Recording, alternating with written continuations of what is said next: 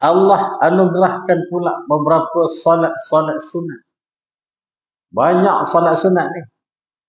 Untuk apa? Allah nak kita ni masuk syurga.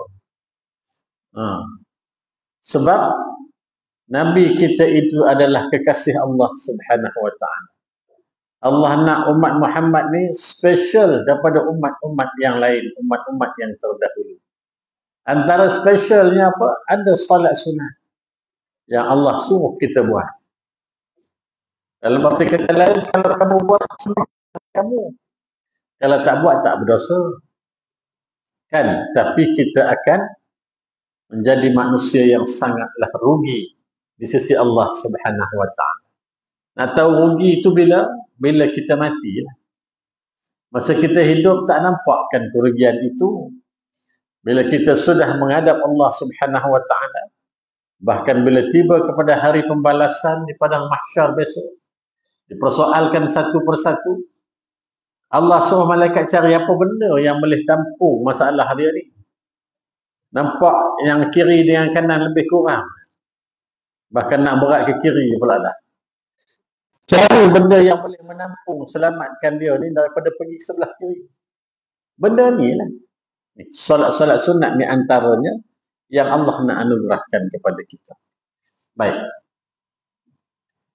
Hikmah pensyariatan solat sunat ini ialah bagi melengkapkan solat fardu jika terdapat padanya kecacatan sebagaimana yang dinyatakan dalam sebuah hadis dalam Sunan Abu Daud dan lain-lainnya. Kan apa masalah kita bila kita sembahyang? Apa masalah manusia ni? Kita ni lah bila kita solat. Masalah utama kita ni daripada yang sebesar-besarnya sampai yang sekecil-kecilnya, masalah nak dapatkan khusyuk dalam sembahyang. Orang lain saya tak tahulah, saya sendiri macam tu lah masalah. Kan? Nak dapat khusyuk yang sebenar-benar khusyuk, 100% fokus kepada solat tu. Kalau ada yang mengaku kata dia setakat ni kalau blok sini saya lah. Usah anda. Tak ada satu manusia, untuk guru kita pun bila kita tanya, dia cuma boleh bagi tip lah. Kan? Dia boleh bagi panduan. Dia boleh bagi contohnya, faham apa yang kita lapaskan. Itu antaranya lah. Bayangkan akan azab neraka Allah Subhanahu wa ta'ala. Bayangkan indah dan seronoknya duduk dalam syurga Allah Subhanahu wa ta'ala. InsyaAllah dapat khusyuknya. Selebihnya terserahlah kepada yang mempunyai diri. Memang macam tu. Sebelumnya tak ada apa, relax. Masa dia borak-borak macam ni, tangan tak ada apa benda. Bila angkat takbiratul ihram, qiyam je, masa tu lah telinga macam ada tikus dalam telinga. Duduk kocak dalam telinga ni, tangan tu macam tu kan. Lubang hidung pun masa tu lah rasa macam-macam. Bila hilang fokus, tu yang lupa rakaat. Lupa lah rakaat. Itu cerita sembahyang fardu. Bila sembahyang fardu kita tu cacat, logiknya kalau cacat-cacat, tak ada apa dah, cacat-cacat nak buat macam mana. Tapi sayangnya Allah Ta'ala kepada umat Muhammad, cacat dalam solat fardu tu kamu boleh tampung. Boleh tampal kecacatan solat fardu tu dengan apa? Dengan solat-solat sunat. Itu sebab bila kita salam, kita sebab apa? Astaghfirullahaladzim. Habis dia semayang, kok mana pun kita akan ungkapkan astaghfirullahaladzim. Minta ampun dengan Allah tadi tengah semayang, macam-macam benda ingat. Kan? Macam-macam benda ingat. Ustaz ni dah bagi daging korban ke belum? Malam ni dah sampai dah. Alhamdulillah dah bagi. Terima kasih. Tahun keladi. Tahun depan bagi lagi. Alhamdulillah kan, rezeki Allah Ta'ala kita kongsikan bersama. Terima kasih Alung datang ke rumah kan. Masa tu lah ingat semua benda, nak ingat masa tu. Sebelum tu tak ingat tu. Kan? Dia merayau entah ke mana-mana pergi. Kita beristighfar, salam istighfar, astaghfirullah. Minta ampun dengan Allah Ta'ala. Lepas minta ampun, harap-harapnya keampunan Allah itu datanglah kepada kita. Ada jalannya, iaitulah mendirikan solat sunat yang disebut rawatib ni. Baik. Ianya juga untuk memupuk dalam jiwa perasaan suka mengutamakan solat sunat. Merangsang dan mendorong hatinya memenuhi masa lapang baginya menyempurnakan kecacatan solat fardu. Nak mengajak kita ni supaya sentiasa ingat Allah. Bila kita solat ni, angkatnya takbiratul ihram, Allahu Akbar. Kenapa yang tu yang pertama kita ungkapkan? Yang tu kita lafazkan, Allahu Akbar. Kan, niat tu memang dah lintasan hati lah. Kan, ingat di kepala otak kita ni lintasan hati. Allahu Akbar tu maknanya datanglah apa benda pun lepas ni. Tidak ada yang lebih besar daripada Allah Subhanahu Wa Ta'ala. Aku sekarang ni sedang berhadapan dengan Allah. Sedang bermunajat dengan Allah. Sedang bermohon dengan Allah. Sedang merintih dengan Allah. Sebab apa? Awal lagi dari lidah dah pun melafazkan Allah lah yang maha besar. Cerita dunia ni tinggal terus. Tak ada apa, dunia ni kecil.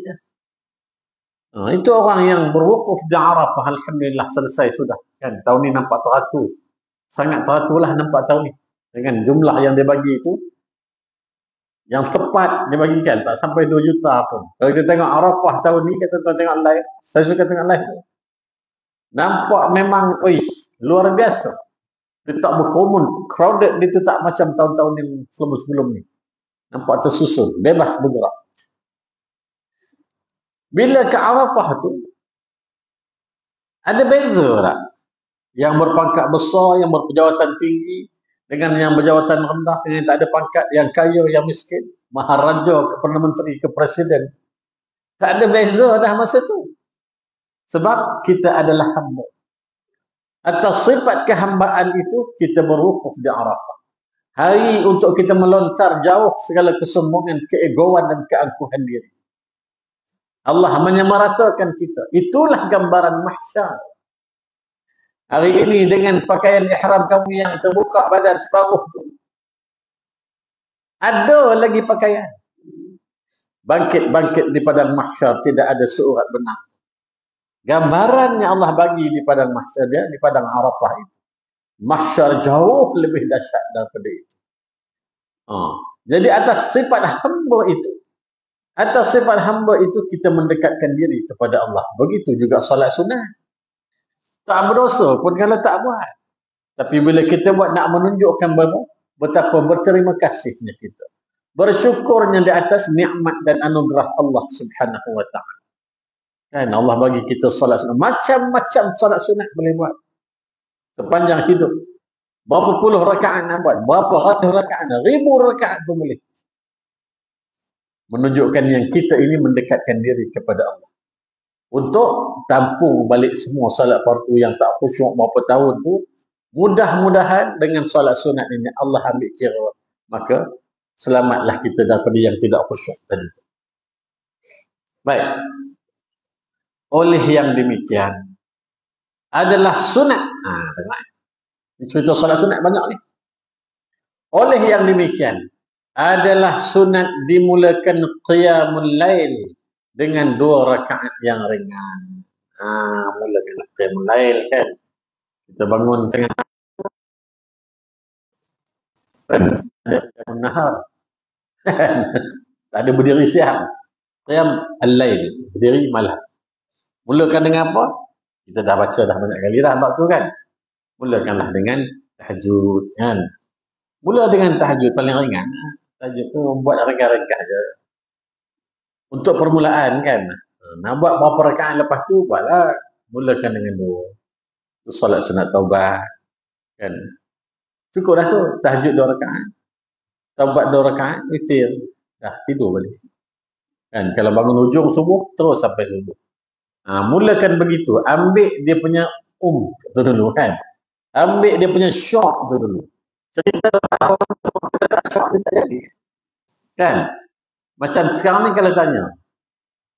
Contoh dia, malam besok Malaysia lawan Brazil. Penuh dah agak stadium tu. Penuh. Sebab Malaysia sekarang Kuat kan. Dia nama dia Argentina namanya. Bukan Malaysia. Argentina Malaysia. Bila tengok tu, lain macam main, dah macam tengok EPL. Macam tengok Liga Inggeris kan. Corak passing bola tu itu, canggihlah Malaysia sekarang. Syok tu tertarik lagi. Esok ni bila pula Malaysia main? Bila Malaysia main? Lawan Thailand bila? Tu tanya ni kan. Sebab dah dapat sonok nikmat dia tu kan. Menang dengan Vietnam 4-0. 11 tahun tak menang. Akhirnya di laut-lautnya Vietnam baru ni kan. Jadi cerita sembahyang sunat ni jangan duk jadi terserempak macam tu. Mula sikit-sikit. Mula 2 rakaat ni. Tak boleh qiyamul lail, tak apa. Yang zuhur ke sebelum subuh ke, buat dia pelan-pelan. Dari situ kita nampak sonok juga. Sembahyang sunat ni kan. Mula 2 rakaat sonok pula, tambah lagi. InsyaAllah kita akan dapat nikmat. Terdapat banyak riwayat mengenai keistimewaan dan kelebihan yang besar solat sunat, antaranya sesiapa yang sentiasa mendirikan, ini mafhum dia lah. Sesiapa yang sentiasa mendirikan 12 rakaat solat sunat pada siang dan malam hari, Allah akan membina untuknya sebuah rumah di dalam syurga. Dalam satu riwayat yang lain disebut dia masuk syurga. Kita tengok matan hadis ni. Hal ini berdasarkan hadis an Ummi Habibah Ramlah binti Abi Sufyan radhiyallahu anhuma qalat sami'tu Rasulullah sallallahu alaihi wasallam yaqul ma min 'abdin muslimin yusalli lillahi ta'ala fi kulli yawmin 12 rak'atan tawwa'an illa bana Allah ta'ala lahu baitan fil jannah aw illa bunya lahu baitun fil jannah. Hadis riwayat Muslim dan Abu Dawud.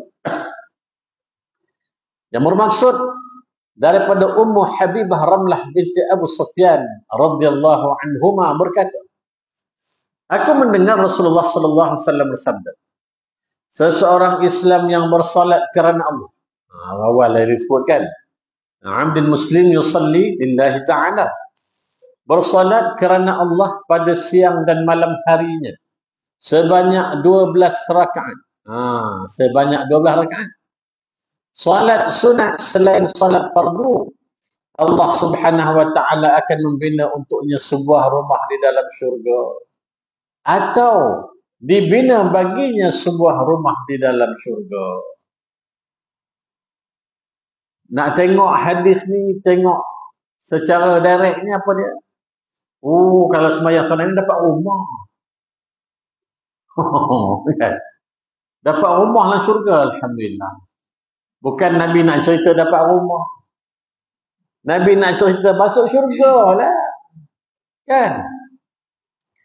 Nabi nak cerita masuk syurga, masuk dalam keadaan sempurna. Kan? Kita pergi dapat kerja lah contohnya. Tiba-tiba dapat kerja di kota London. Kan? Membuat ditawarkan sebagai pengarah bahagian selamatan di kota London. Terima kasih lah dapat kerja bagus kan. Pergi-pergi kita pergi tempat kerja, lepas tu kita pergi mana? Seronok lah ni dapat kerja bagus kan. Dapat tempat yang comel lah. Mana-mana manusia pun yang mula-mula ditanya, sini rumah sewa murah sebelah mana? Dia tanya rumah dulu. Kuartus ada tak sini? Ada tak orang bujang sini yang menyewa-nyewa bilik kan? Dia akan tanya tempat kediaman. Nabi nak cerita, memang manusia ni begitu. Dia pergi ke mana pun dia akan nak rumah. Kamu buat solat sunat 12 rakaat ni, Allah bina rumah kamu di dalam syurga. Kamu masuk dalam syurga dalam keadaan sangat-sangat sempurna, ada rumah. Usah duk bayang lah rumah tu macam mana kan. Duk bayang, mungkin semedi kot kan. Mungkin banglo, mungkin kondo. Itu bukan kerja kita kan. Bahkan disebut dalam hadis, Allah bina istana kepada ahli syurga itu. Dia buat bagian-bagian. Kalau buat 12 rakaat ni, kamu masuk syurga dan dalam syurga itu ada istana ataupun ada rumah untuk kamu. yang serba lengkap di dalamnya. Oh, sebab kamu buat apa? Sembahyang sunat je. Sebut sembahyang sunat je. Tapi mudah ke nak buat? Nak buat yang jadi payah kan. Yang fardu pun dah jadi liat semacam kan. Jadi lenguh badan. Tiba-tiba sakit tengkuk, lenguh pinggang. Kan? Lalu sembahyang duduk. Kan ada hukum mengobatkan bila sembahyang duduk. Pokoknya pinggang tiba lenguh pula. Lenguh pinggang. Tiba-tiba sembahyang duduk. Itu cerita sembahyang fardu. Kan sembahyang sunat ni 12 yang disebut dalam hadis. Tak boleh buat 12. Buatlah berapa yang boleh. Berapa yang boleh buatlah. Kan ni yang Nabi cerita dalam hadis. Apa solat tu? Kan asyik disebut 12 solat apa? Solat sunat itu ialah 4 rakaat sebelum fardu zuhur. Kan kita tengok dalam kitab kan. 4 rakaat sebelum fardu zuhur, 2 rakaat selepasnya, 2 rakaat selepas salat fardu maghrib, 2 rakaat selepas salat fardu isya, dan 2 rakaat sebelum salat fardu subuh. Yang kita baca dalam kitab surah sebelah. Kan inilah bendanya. Yang muakkadnya apa? 2 rakaat sebelum zuhur, 2 rakaat selepas zuhur. Yang muakkad. Tapi kenapa jadi 4? Disunatkan lagi 4. Bahkan Nabi buat 4 sebelum, 4 selepas dalam solat zuhur. Dan 4 sebelum, 4 selepas. Dalam hadis yang ini, yang Nabi maksudkan tu 4 rakaat sebelum zuhur, selepas 2, selepas maghrib 2, selepas isyak 2, sebelum subuh 2, komplit 12. Itu yang Nabi maksudkan dengan 12 tu. Kan? Jadi kalau zuhur ni kan keadaan lah. Kalau suasana tempat tu memang nak cepat semayang kan. Lepas azan dia terus buat 2 rakaat terus nak semayang fardu sebab orang kerja-kerja nak masuk kerja dan sebagainya kan. Okeylah 2 pun tak ada masalah kan. Cantiknya buat 4. Tak dapat buat 4 sebelum. Ni disalahkan oleh ulama. Nabi sebut 4 sebelum kan. 4 sebelum tak dapat, buat 4 selepas. 4 selepas buat. Sebelum buat 2. Lepas buat 4. Sama jugalah kan. Begitulah juga ganjaran yang kita terima sama dengan hadis yang di atas. Hadis seterusnya. An Aisyah radhiyallahu anha qalat, qala Rasulullah sallallahu alaihi wasallam, man thamara ala 12 rak'atan fil yawmi wal lailah dakhala al jannah. 4 qabla adh-dhuhri wa rak'atain ba'daha wa rak'atain ba'da al-maghrib wa rak'atain ba'da al-isya wa rak'atain qabla al-fajr. Daripada Aisyah radhiyallahu anha ummul mukminin, beliau berkata, sesiapa yang bersungguh-sungguh melaksanakan solat sunat sebanyak 12 rakaat sehari semalam, beliau masuk syurga. Ni hadis dia. Iaitu 4 rakaat sebelum zuhur dan 2 rakaat selepasnya, 2 rakaat selepas maghrib, 2 rakaat selepas salat fardu isya, dan 2 rakaat sebelum salat fardu subuh. Itulah dia. Tak payah nak pening-pening kan. Zuhur 4 sebelum, 2 selepas. Lepas tu maghrib, isyak, subuh selepas atau sebelum. Kan? Maghrib selepas, isyak selepas, subuh sebelum. Nak buat subuh selepas, boleh tak? Boleh. Mula kan. Subuh selepas boleh. Tadi kata sebelum kan. Apa kegila subuh selepas? Tengok yang ni kena faham betul-betul. Kita memang orang yang tidak pernah tinggal solat sunat subuh. Sebelum subuh tu kita memang sunat 2 rakaat. Sekali kita terlewat. Kan? Terlewat. Datang surah orang dah sembahyang subuh. Mana lebih afdal? Mana lebih keutamaannya? Sembahyang subuh lah kan. Lepas sembahyang subuh, kita boleh bangun buat 2 rakaat sunat subuh. Nampak? Tak payah niat qadaan sebab dia bukan adaan. Buat 2 rakaat sahaja solat sunat subuh, 2 rakaat. Kerana Ta'ala. Sebab kita sudah menjadi kelaziman tak pernah tinggal solat sunat sebelum subuh. Sekali kita terlepas, boleh buat selepas subuh. Itu nak kena mengaji, kan? Itu nak kena menadah kitab. Kalau ada orang tegur, kan? Kau semayang apa tadi tu? Zuhur je ni. Jamak kasar.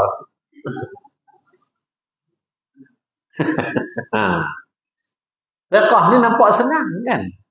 Tapi ada benda-benda ni yang kita kadang terlepas pandang. Boleh. Tetapi antara yang haram sembahyang adalah selepas subuh. Kan? Dalam bab ni dia adalah yang kita baca yang datang kemudian solat sunat wudu contohnya lepas subuh boleh. Dalam hadis ni memang jelas disebutkan Isya' Maghrib 2 dan subuh 2. Kelebihan solat sunat subuh 2 rakaat, apa kelebihan? Ada hadis yang menjelaskan bahawa 2 rakaat solat sunat sebelum subuh itu lebih baik daripada dunia dan segala isinya. Sebagaimana hadis an Aisyah radhiyallahu anha 'an Nabi sallallahu alaihi wasallam qala raka'at al-fajr khairun min ad-dunya wa ma fiha. Daripada Aisyah radhiyallahu anha ummul mukminin, daripada Nabi sallallahu alaihi wasallam baginda bersabda, 2 rakaat salat sunat subuh adalah lebih baik daripada dunia dan segala isinya. Manakala dalam riwayat Muslim pula 2 rakaat salat itu lebih aku sukai daripada dunia seluruhnya. Maksud lebih baik daripada dunia itu apa? Kata-kata ianya lebih baik daripada dunia dan segala isinya. Lebih baik daripada dunia dan segala isinya. Ini kalam Nabi. Bermaksud lebih baik daripada perhiasan dan keindahan dunia, memandangkan pahalanya berkekalan. Itu dia. Kan? Kita ni dapat dah lagi dunia ni? Dapat dah. Kan? Berapa tahun dah hidup atas dunia ni? Macam-macam nikmat Allah Ta'ala bagi. Kan? Macam-macam. Kalau kita tengok sahabat Abdullah bin Rawahah, sahabat Abdullah bin Rawahah, di dalam peperangan Mu'tah. Peperangan Mu'tah ni peperangan yang dahsyat, yang pertama kali berlaku menentang kuasa besar Rom. Tentera Islam 3,000 ya. Tentera Rom 100,000. Nabi kata, panglima perang di dalam Mu'tah ni aku bagi kepada 3. Yang pertama Zaid bin Harithah. Seandainya Zaid gugur syahid, maka digantikan dengan Ja'far bin Abu Talib. Seandainya Ja'far juga tumbang ataupun gugur syahid, gantilah dengan Abdullah bin Rawahah. 3,000 lawan 100,000. Pada menyebut 100,000 lagi tambah daripada orang-orang Nasrani. Lawan, perang, gugur syahid Zaid bin Harithah. Ja'far ganti, gugur syahid pula Ja'far. Abdullah bin Rawahah ganti. Masa tu dia ada rasa gementar. Abdullah bin Rawahah ada rasa gementar. Dia kata, mengaum bunyi tentera Rom 100,000 datang. Macam mana nak buat ni kan? Masa tu adik dia datang bagi daging. Bagi seketul daging lah, suruh dia makan. Sebab aku nampak kamu ni macam gugup, kata adik dia. Nampak kamu macam ada hilang keyakinan. Nampak macam penat. Makan daging. Allah rawah daging. Masa dia ambil daging dekat adik dia tu, semangat dia dah datang lah. Mana boleh panglima tak semangat kan? Dia orang bawang lagi tak semangat. Masa tu dia diserbu oleh tentera Rom. Apa kata Abdullah bin Rawahah?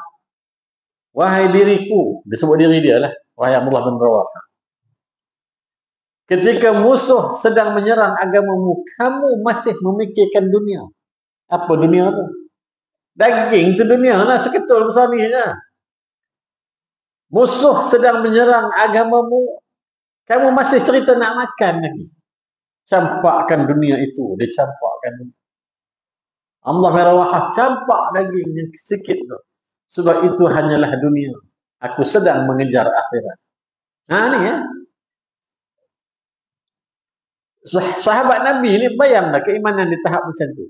Kita nak sebutkan, yang Nabi maksudkan lebih baik daripada dunia dan segala isinya. Dunia ni kamu cari sampai bila pun kamu takkan puas. Kamu takkan selesai cari dunia ni. Kan?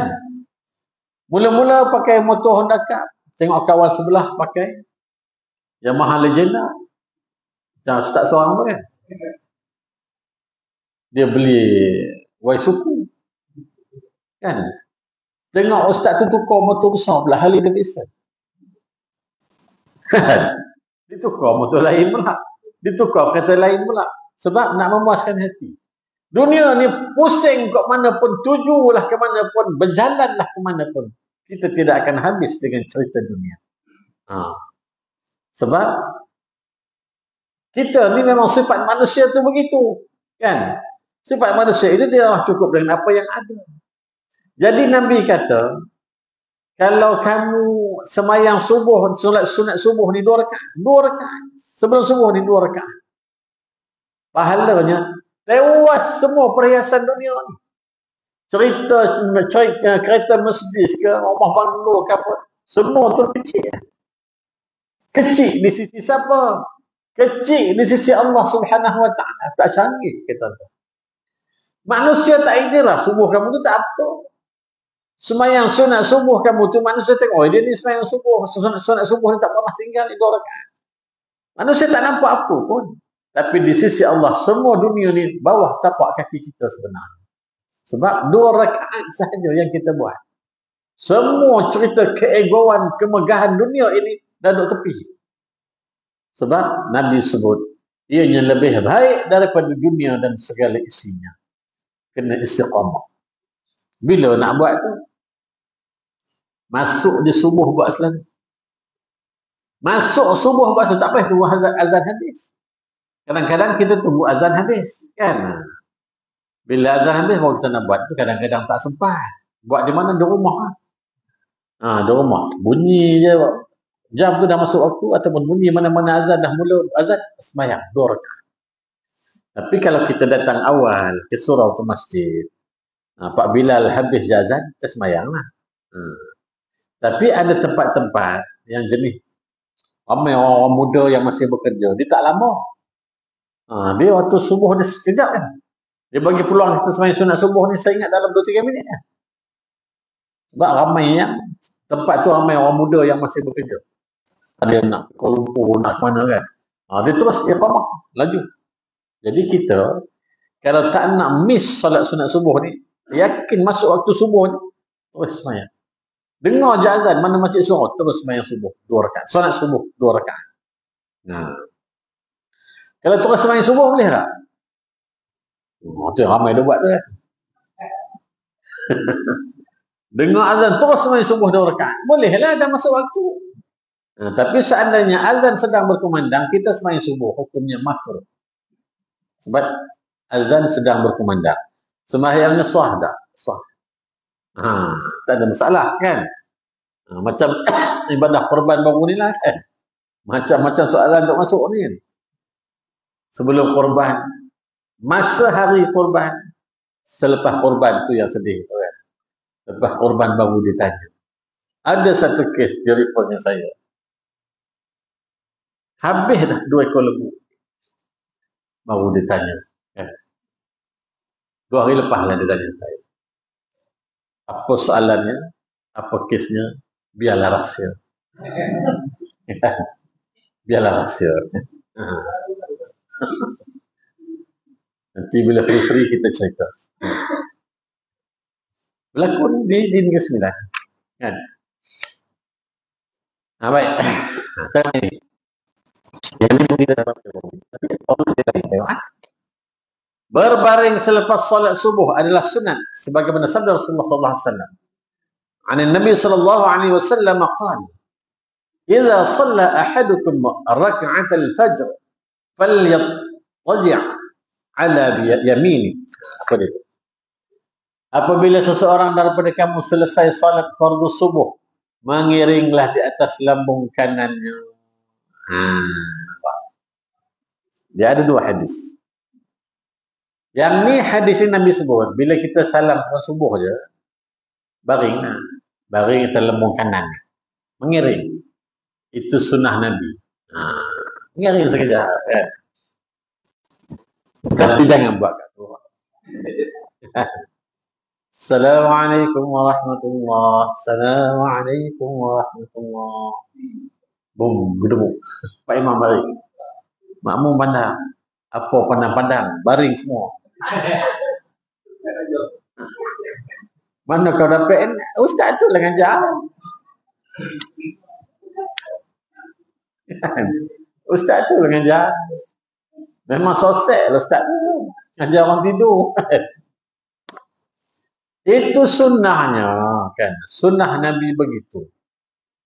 Yang ni disebut begitu. Dalam satu riwayat lain disebut, antara solat sunat subuh dan fardu subuh. Yang tu lebih kuat pada yang ni. Sebab Nabi bila azan, Nabi tak keluar rumah lagi.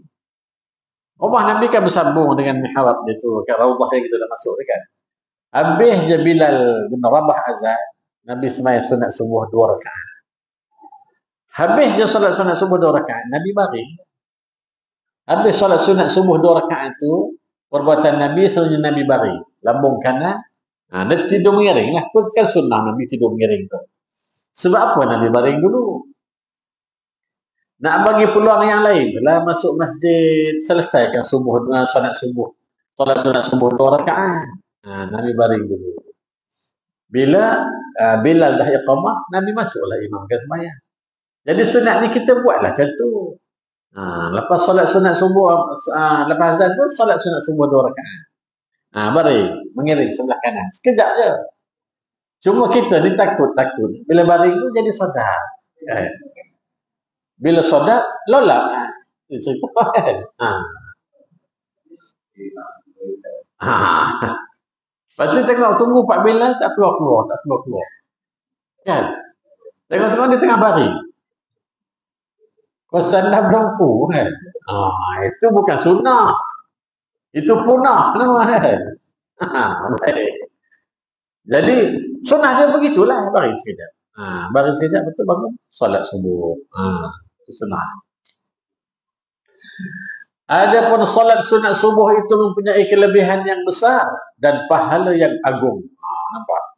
Kelebihan yang besar. Solat sunat subuh. Itu sebab subuh tak disebut qabliyah subuh. Sebab apa tak sebut qabliyah subuh? Sebab dia mana ada ba'diyah. Kan? Subuh, solat sunat subuh. Bukan orang sebut qabliyah subuh. Itu sebab niat dia tak ada qabliyatan. Usalli sunat subhi raka'ataini lillahi ta'ala. Tak ada qabliyatan. Sebab dia tak ada ba'diyah. Tak ada ba'diyah apa nak qabliyah. Jadi salat-salat subuh ni usalli sunat subhi raka'atain lillahi ta'ala. Dah. Itu je. Apa kelebihannya? Hal ini sebagaimana sabda Rasulullah sallallahu alaihi wasallam. An Ibnu Umar radhiyallahu anhuma qala rajulun ya Rasulullah dullani ala amalin yanfa'uni Allahu bihi qala 'alaika bi rak'atil fajr fa inna fihima fadilatan. Daripada Ibnu Umar radhiyallahu anhu berkata, seorang lelaki bertanya kepada Rasulullah sallallahu alaihi wasallam, tunjukkan aku apa-apa amalan yang memberi manfaat kepadaku di sisi Allah dengannya. Sabda Rasulullah sallallahu alaihi wasallam, bersungguh-sungguhlah mengerjakan salat sunat subuh sebanyak 2 rakaat. Kerana padanya terdapat beberapa kelebihan. Bila orang tanya pada Nabi, apa benda amalan yang memberi manfaat kepada aku di sisi Allah Ta'ala? Nabi kata, bersungguh-sungguhlah mengerjakan salat sunat subuh. Maksudnya buat betul-betul lah. Jangan buat melewai-lewai sambil lewat dan halu kan. Dia buat dah solat sunat subuh tu tapi tamakninahnya tunggang langgang, bacaannya tak apa-apa. Kan, Fatihahnya macam ekspres. Dia kena laju ambil syarat.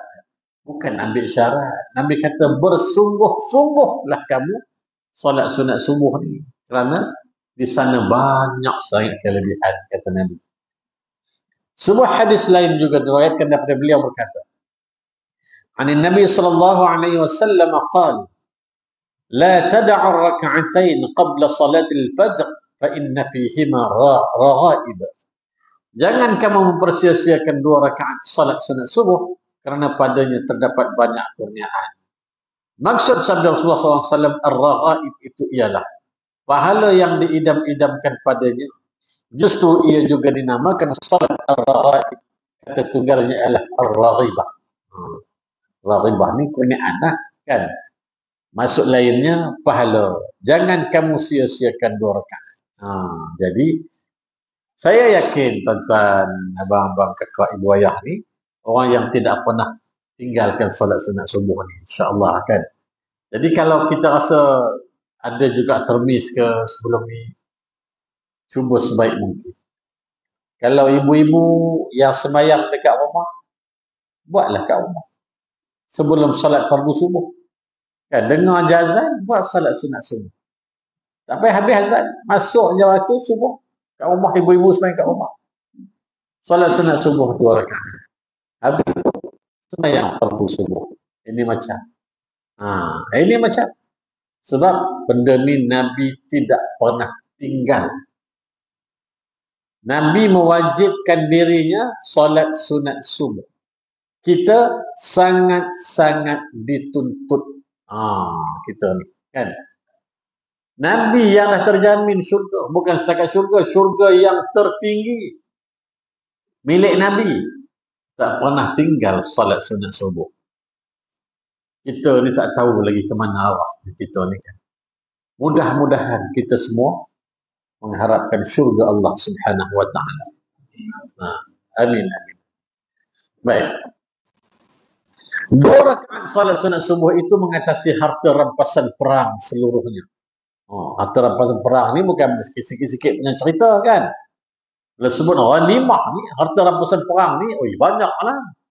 Kalau kaedah hari ni berjuta-juta lah, kan. Harta rampasan perang ni. Hari ni Israel diusik pula Iran, kan. Kita tak tahulah apa seterusnya, kan. Kita tengoklah seterusnya macam mana. Kalau benar-benar itu adalah peperangan, beratlah. Beratlah kita. Seluruh dunia ni akan jadi kacau bilau. Sebab Iran ni sebuah negara berdaulat. Dia juga ada kekuatan ketenteraan dia. Kan? Jadi yang meninggal, terbunuh pagi tadi pun general dia. Pegawai pemerintah, tentera dia. Dengan 2 orang saintis bahagian nuklear ni. Bijak puak-puak ni dalam cari sasaran ni, kan. Tapi habislah orang awam pun ambil mati.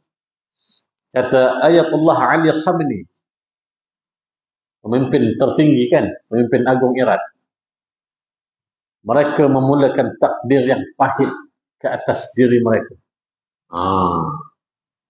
Dia kata pembalasan pasti dan wajib berlaku bila-bila masa dari sekarang. Dah istilah perang lah. Dan dah istilah perang. Kalau perang, dengan kata kita tak terlibat, kita pun terbabit juga akhir. Kan? Apalah, itu biarlah mereka uruskan sesama mereka. Dan macam dulu kita rasa mungkin macam berlakon. Tapi kali ini asasnya tak berlakon, sebab orang awam dia pun dah terbunuh. Kan? Baik. Kedua-dua rakaat itu umpama modal perniagaan. Modal perniagaan. Dua-dua rakaat ni. Semua 2 rakaat ni modal perniagaan. Hal ini sebagaimana sabda Rasulullah SAW.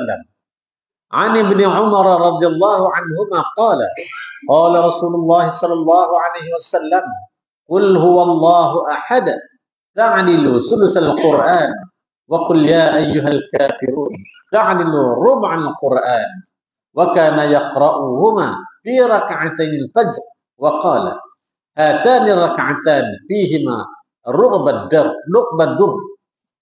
Yang bermaksud daripada Ibnu Umar radhiyallahu anhuma, beliau berkata, sabda Rasulullah sallallahu alaihi wasallam, qul huwallahu ahad, menyamai sepertiga Al-Qur'an. Qul ya ayyuhal kafirun, menyamai seperempat Al-Quran. Kedua-duanya sunat dibaca dalam salat sunat subuh. Kedua-duanya sunat dibaca dalam salat sunat subuh. Kedua-dua rakaat salat ini mengandungi nilai seperti permata. Nampak? Kedua-dua rakaat salat ini mengandungi nilai seperti permata. Apa bawah tu? Maksud hadis ini hanya hakikat yang diketahui oleh Allah Subhanahu wa taala sahaja. Namun kedua-dua rakaat akan disukai oleh manusia seperti mana mereka suka untuk mengumpulkan permata dan mengasihinya lebih daripada yang lain. Haloba terhadapnya dan cenderung untuk memperbanyakkannya. Dahlah, solat tu pun dah banyak dah kelebihannya. Tambah lagi Nabi bagi. Rakaat pertama, qul ya ayyuhal kafirun selepas Fatihah. Rakaat kedua, qul huwallahu ahad selepas Fatihah. Solat apa? Solat sunat subuh. Solat sunat yang lain pun sama. Tetapi solat sunat subuh ini diberatkan lepas Fatihah tu baca surah Qul ya ayyuhal kafirun dengan qul huwallahu ahad.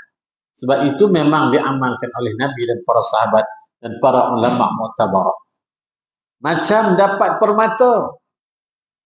Kita ni kalau dapat permata tu, ada ke kita pernah dapat permata? Payah nak gambarkan kan. Kita orang macam kita ni payah nak dapat.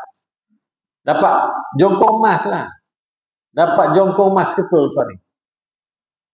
Banyak tu lebar ni. Lebar kan.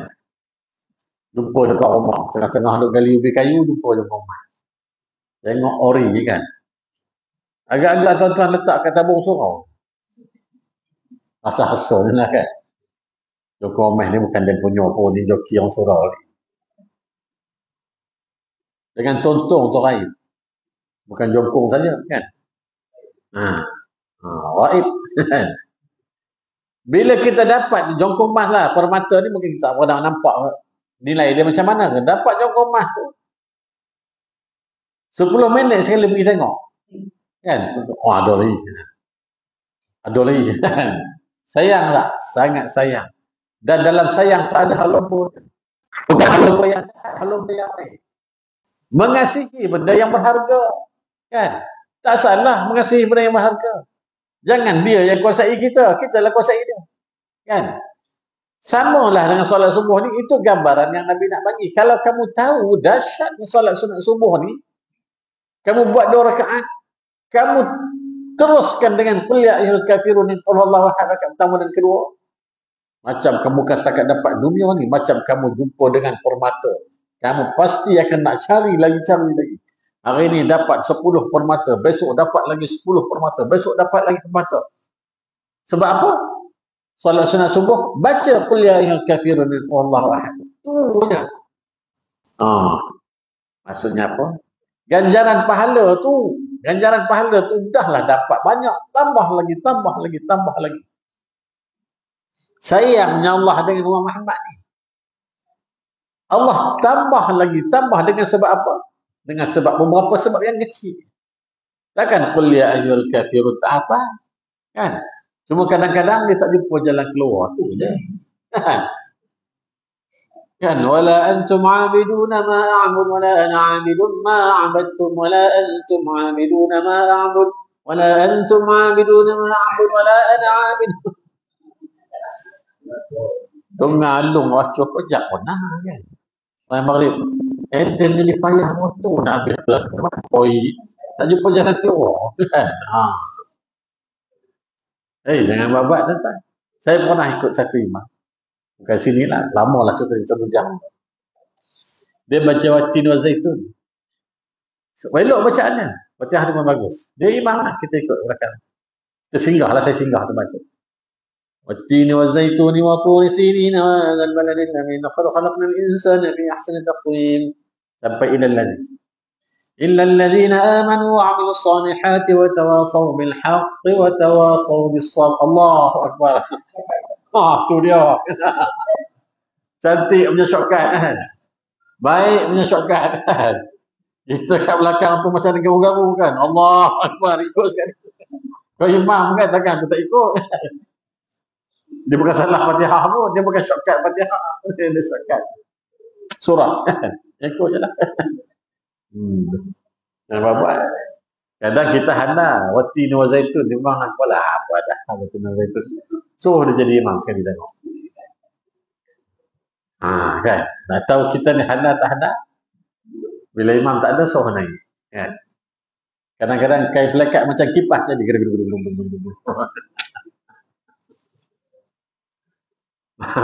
itu selingan, itu selingan. Kan.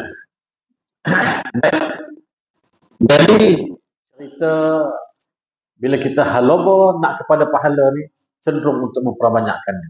Salat sunat subuh 2 rakaat itu lebih berhak diutamakan melihat kepada ganjaran pahalanya, kekal dan faedah pada masa hadapan.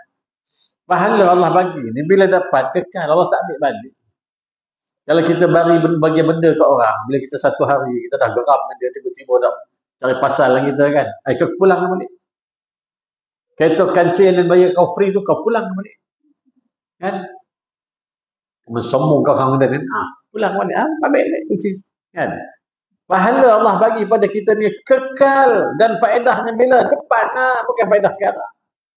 Depan tu mana? Pada mahsyar. Kan? Cerita sewaktu di mizan. Sewaktu di hari perbicaraan. Teruk dah merangkak ni kita ni. Banyak sangat dah dukung makin sengit, makin kiri, berat dah ke kiri ni. Punahlah harapan aku ni. Masuk surga kan. Masa itulah Allah suruh malaikat kutip balik yang dia buat dulu ni. Tengok. Sunat subuh dia cantik. Allah suruh tengok kat mana lagi cantik dia tu. Dia baca qul ya ayyuhal kafirun dan qul Allahu ahad.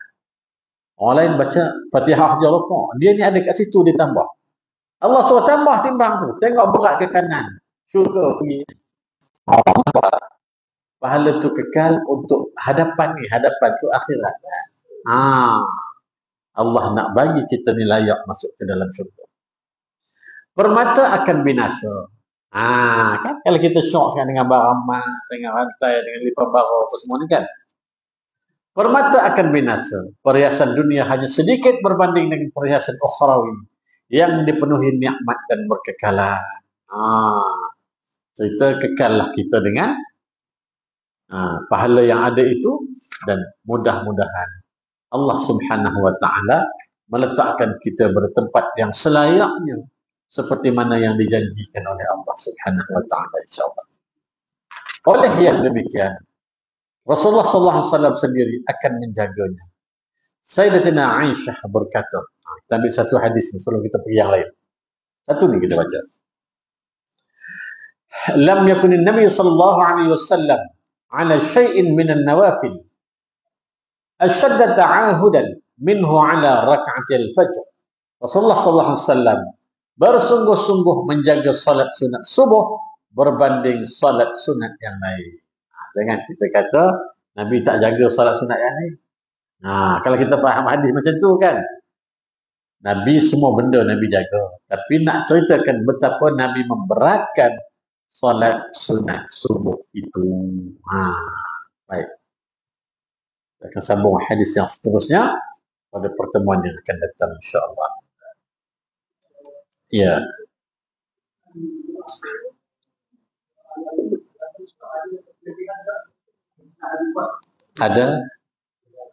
Ada semua surah dalam Al-Quran itu ada kelebihan. Bacalah surah apa tu. Boleh, tak ada masalah. Boleh baca. Semua dalam hadis yang kuat Nabi sebut qul ya ayyuhal kafirun. Sebab tu surah yang selalunya kebiasaannya memang manusia hafal. Kan? Nak baca surah Al-Baqarah baca. Tak ada masalah. Mudah-mudahan. أقول قولي هذا وأستغفر الله العظيم لي ولكم. السلام عليكم ورحمة الله وبركاته. أعوذ بالله من الشيطان الرجيم. بسم الله الرحمن الرحيم. الحمد لله رب العالمين والعاقبة للمتقين ولا عدوان إلا على الظالمين. والصلاة والسلام على خاتم الأنبياء والمرسلين سيدنا ومولانا محمد وعلى آله وصحبه أجمعين. اللهم إنا نسألك رضاك والجنة ونعوذ بك من سخطك والنار. اللهم اجعل جمعنا هذا جمعا مرحوما وتفرقنا من بعده تفرقا معصوما. ربنا آتنا في الدنيا حسنة وفي الآخرة حسنة وقنا عذاب النار. صلى الله على سيدنا محمد وعلى آله وصحبه وبارك وسلم، والحمد لله رب العالمين. تقبل الله